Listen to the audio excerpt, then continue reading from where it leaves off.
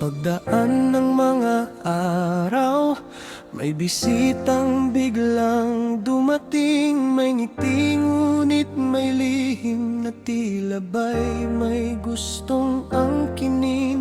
Sa bawat aya ng inuman may kahulugang di masabi. Tahimik mang nag-uusap, ramdam ang init sa gabi.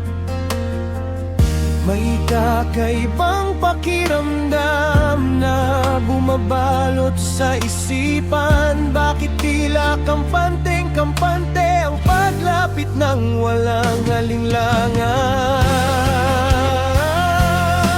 Sa gabing puno ng tanong, hinayaan ng sariling matang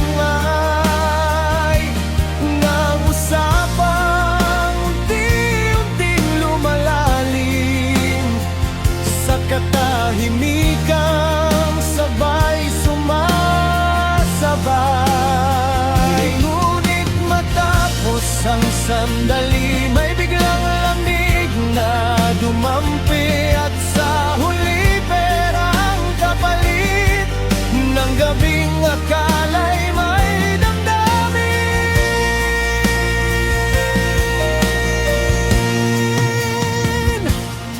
Hindi na bago ang ganito sa mundong puno ng laro.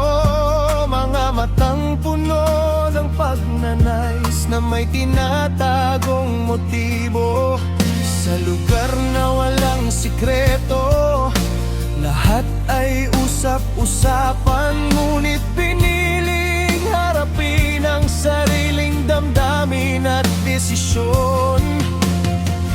May halo itong pagtataka at bahagyang pagkadismaya. Kung alin ba ang totoo sa bawat salitang binitiwan niya.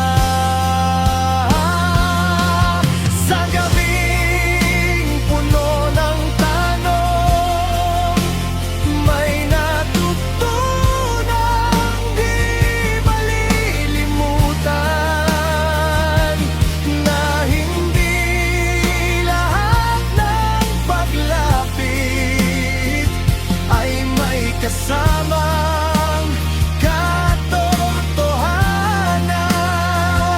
At kung muli mang magtagpo sa hinaharap na di tiyak, mas magiging maingat na